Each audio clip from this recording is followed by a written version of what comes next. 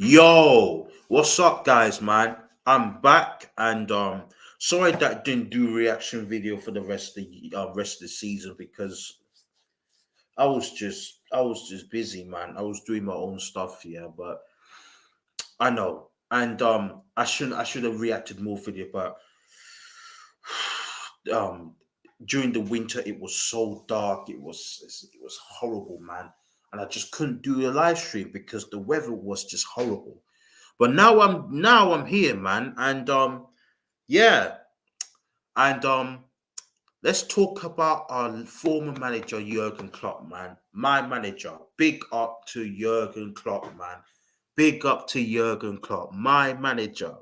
Yes, I had to go with him years and years for not changing his tactics, not doing anything, and not changing the tactics, not changing the personnel in time.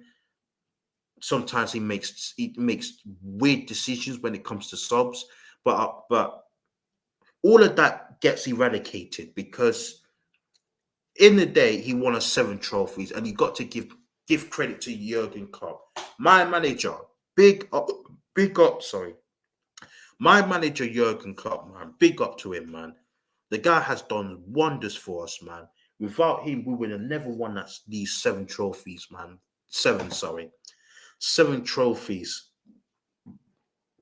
Yeah, I know Pep Guardiola took one. I know Pep Guardiola won 15 trophies. Yeah, but we still nicked 7 away from Pep Guardiola, and you have to big up Jurgen Klopp for that. So yeah, man. Farewell to you, man. Big up to my former manager, man. He's the goat, man.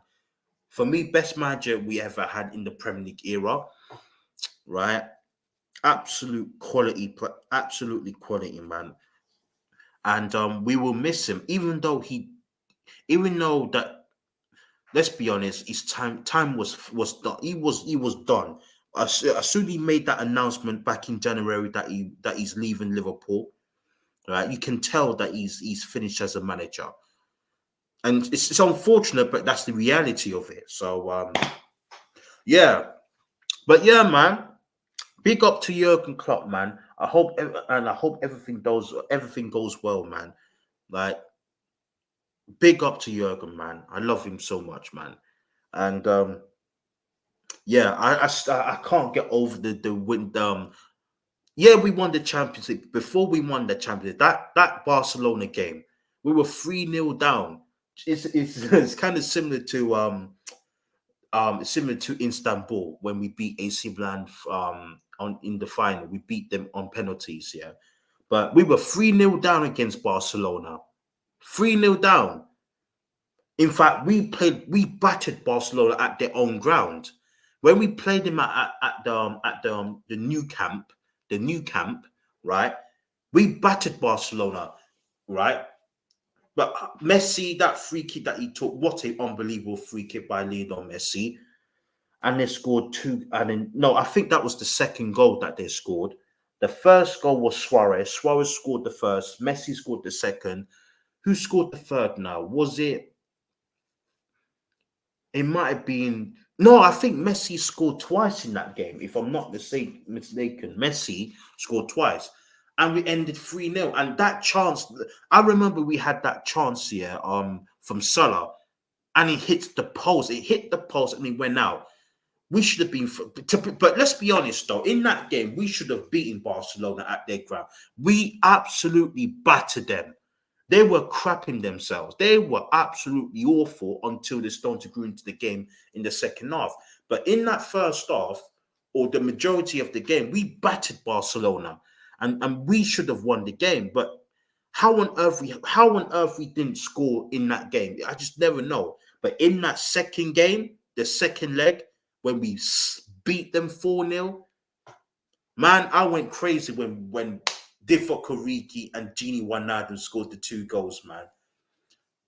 Trent Anderson-Jones assist, the fourth goal from the corner, whipped it in. Divock Origi taps it in to make it 4-0. And boy, I went flipping ballistic when Origi scored that goal. Absolute, oh man, I love Origi, man. Legend, absolute legend, man. I still remember those days, man. And even the Champions League final, right? Champions League final, Salah tucks it in to make it 1-0 Liverpool. And then Divock Origi slaps it from the corner kick. I think Matip got the assist for that goal, right? From Divock Origi's goal. And Divock Origi just bang! 2-0, bang! And we won the Champions League. Bro, I went flipping crazy when we won that, man. When we won that flipping game, man. Bro, I was celebrating like a crazy madman. I can't lie. Like, it was mad. Oh my days. Crazy. Absolutely crazy, man. But yeah, Jurgen Klopp gave us some unbelievable moments, man, as a Liverpool fan, man.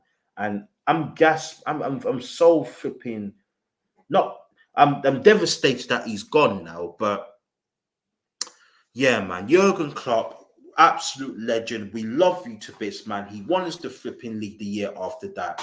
Big up to my manager, Klopp, man. Right, my manager, right. And then obviously the year after we didn't do anything. We finished third. Then the year after we were chasing for the quad, man. We were chasing for the quad. In the end, we end up winning the cup double. Unfortunately, we didn't win the league because Man City won the flipping league, and Real Madrid won the Champions League that year. And I was disappointed that we only won the double because we were going. Even if we win 3 trophies, I would be satisfied. But to only win 2, I was kind of disappointed, man. We should have won at least a treble, man. At least, man. At least. And then 2 years ago, that for me, that was Klopp's worst season. Yes, we finished 5th, but the football was absolutely diabolical to watch. And last season just finished. We won a trophy again, but we didn't win the league again. I'm disappointed. That for the last 2 years on the club, we have not looked convincing at all for the last 2 years of Jurgen Klopp. And yeah. But in the end, we won 7 trophies under the manager, under Jurgen Klopp. And yeah, you just have to big up Jurgen, man. My manager. Big up to my manager. Step up. So yeah. So farewell, Jurgen Goat Klopp. And I hope you have a nice retirement. If you do retire though. Anyway. Now let's now finish up with the striker situation. I want to talk about this, and for me, if anyone knows me, yeah, about my thoughts on Darwin Núñez, yeah, I wasn't too keen on him when we signed him, right? For me, I'm gonna be honest with you guys. Yeah, I've seen better strikers in my lifetime. When I started supporting Liverpool, yeah, I've seen Fernando Torres. I've seen Fernando Torres doing the bits, man. Back in 2007-8 season, Torres scored 33 goals that season. Baller, absolute baller, mate. Linking up with Steven Gerrard, Dirk Count, Ryan Babel. Mascherano, Chabi Alonso, and yeah, man, yeah. But I've seen Torres, man. I've seen Fernando Torres, man. I've seen Daniel Sturridge in my lifetime. I've seen Luis Suarez in my lifetime. I've seen those absolute bad man strikers we had. Even Firmino recently. Even though Firmino wasn't a striker, he was more like a false 9. But for me, Firmino had the tech to play that, and this is what I'm going to be talking about right now. Why, for me, people's not going to like me what I'm going to say here, but I'm going to tell you guys this, yeah. For me, I just don't think Darwin Núñez will. I think he will flop at Liverpool because I'm going to tell you this now, right now, yeah. Why that I think Darwin Núñez is going to flop here at Liverpool.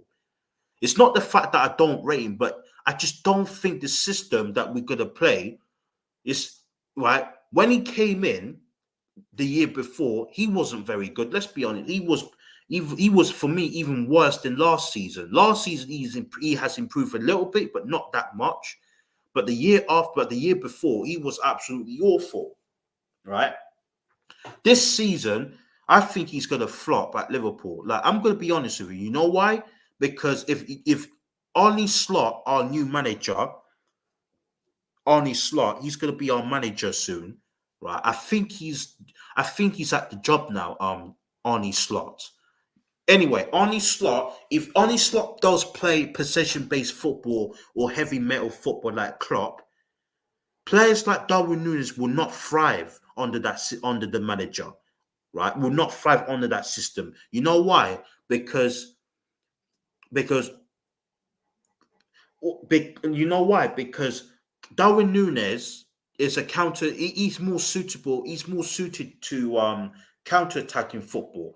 For example, you see the Leicester. You see the season that Leicester won the title. They had Riyad Mahrez. They had Jamie Vardy. Jamie Vardy wasn't a hold-up man. He wasn't. He wasn't the most techy. He wasn't the most technical um, footballer. He wasn't that type of striker. He was a pacey, fast striker. And these kind of type of strikers suits counter-attacking football. And if Darwin Núñez was playing for that Leicester team, he would have flourished under Ranieri. Why? Because Ranieri played a counter-attacking football. But we don't play like that. And that is why, for me, I think it's a mistake for buying Darwin Núñez in the first place.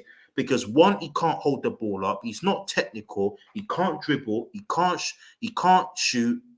The only two things that he does have, though, is pace and ball retention. That's it. He can't shoot. He can't. He can't shoot. He doesn't shoot accurately. He doesn't. His passing is not very good. His agility is not very good. His touches are not very good. His ball control is not that good. His dribbling's not that good. And that's the problem that I have. And this football club should have realized it. If we do play possession-based football, right, we have to get a player that does the technical side of the game, like Firmino. The reason why Firmino worked at Liverpool under Klopp, because Firmino wasn't a pace merchant. He wasn't a pace merchant type of player. He wasn't. He was a possession-based player that could hold the ball up, pass, dribble. He was like that. And that is why, you see Ronaldinho, for example, when Pep Guardiola went to Barcelona, right, he got rid of Ronaldinho. You know why? As much Ronaldinho was absolutely sick for Barcelona. He was such a sick footballer, right? He was absolute balling out, right? Balling out for Barca, yeah? But the reason why Pep Guardiola got rid of him is because Ronaldinho wasn't a unselfish player. He wasn't that type of player. He was more selfish with the way he plays. Yes, he does pass the ball, but he's not that type of player. I'm not. I know what I'm saying. I know Ronaldinho's not a striker. He wasn't a striker. He was a winger, right?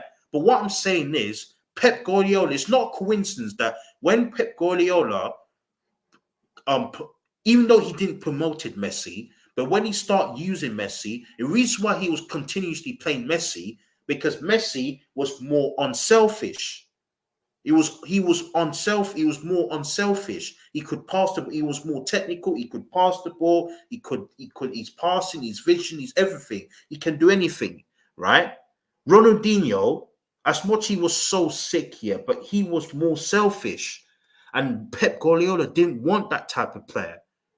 Same with Ibrahimovic when he was at Barca. Ibrahimovic did not work out for Barca. Why? Because Zlatan Ibrahimovic wasn't technically good enough for Barca.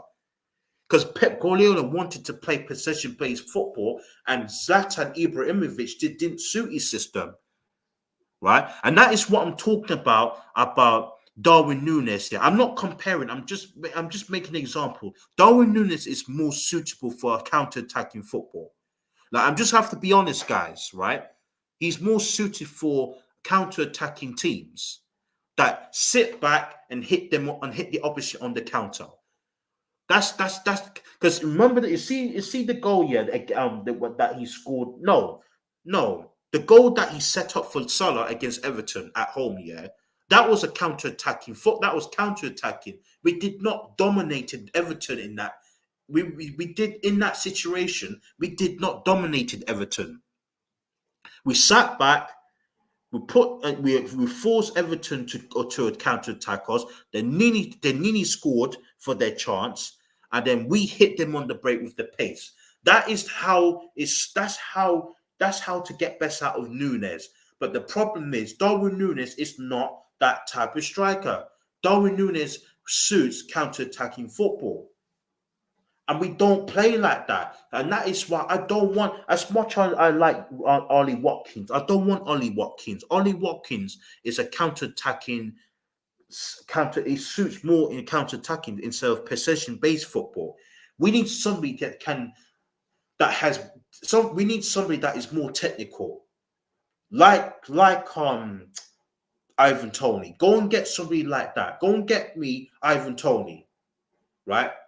Not the quickest, but he's better technically than Darwin Nunes and Ollie Watkins, right?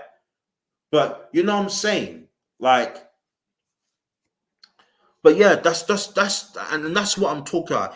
Even though I do not rate Darwin Nunes one bit, I just don't think he ain't it. But at the same time, the system doesn't suit him. If Arnie Slots play possession-based football, I think he will flop again this season coming up. I think he will flop. He will flop because Darwin Nunes heavily relies on his pace. And we don't play that type of brand of football. Or if Arnie Slot doesn't play that brand, if he doesn't play counter-attacking football, then Darwin Nunes is going to struggle. Right? That's why I prefer to get players like another example. I'm going to say another example. Michael Owen. You see, Michael Owen, he had a lot of pace when he played for us. Michael Owen, right? You see the goal that we scored in the final against Arsenal in Cardiff, yeah, right? We conceded the first goal, right? They battered us, by the way, Arsenal. That is when we were so much inferior compared to Arsenal. Arsenal were so much better than us. Right, they were one of the best teams in England, up there with Man United at the time. But we were so inferior compared to Arsenal. Right, they scored third from Freddie Ljungberg. Ljungberg scored the goal, and then Michael Owen from the corner. Michael Owen scored the equalizer to make it 1-1. It's not a coincidence that Michael Owen, the guy who's Michael Owen scored the second goal from a counter attack. They were going for it also. They were going for the win. Right, we blocked the shot, and I think it might have been Steven Gerrard who cleared the ball away, or it might have been Gary McAllister. One of those two, yeah. One of them cleared the ball away from our area, and Michael Owen was the only one at the central position, at the attacking position. And guess what? How we won that game? By a counter-attack. We played a counter-attacking football under Jard Houllier, right? That goal that he scored was from a counter-attack. He went past the two centre-back of Arsenal's two centre-backs, skipped past what's his name? Martin Keown. Absolutely skipped past Martin. That was it. It was Tony Adams and Martin Keown, right? Right? As soon as Steven Gerrard or Gary McAllister cleared the ball away, Michael Owen was between Tony Adams and Martin Keown, skipped past Martin Keown, skipped past Tony Adams, and he slotted it in to make it 2-1 to Liverpool, and we won the cup, right? The reason why we won, and the reason why we got the best out of Michael Owen, because Michael Owen was fast. He was lightning quick. And that is how to get the best out of strikers that has pace. Now, if we had Firmino in that squad, he would have never ever scored that goal because Firmino was never quick enough. And that is what I'm saying about the system. If we want to get the best out, even though I don't rate Darwin Nunes, but if we want to get the best out of Darwin Nunes, we have to play a counter-attacking football. We can't play possession-based football. But obviously, the fans want us to play possession-based football or attacking football. So it will flop. So unfortunately, I think he will flop at Liverpool. Like honestly, I think he will flop at Liverpool again next season. But yeah, that's all I want to say, man. So yeah, that's enough, guys. So yeah, I'll see you guys next stream, and goodbye. Big up to my former manager Jurgen Klopp. You're a legend, and we will never forget you, man. Have a happy retirement, bro. Big up to you, bro. Anyway, see you later, guys. See you later.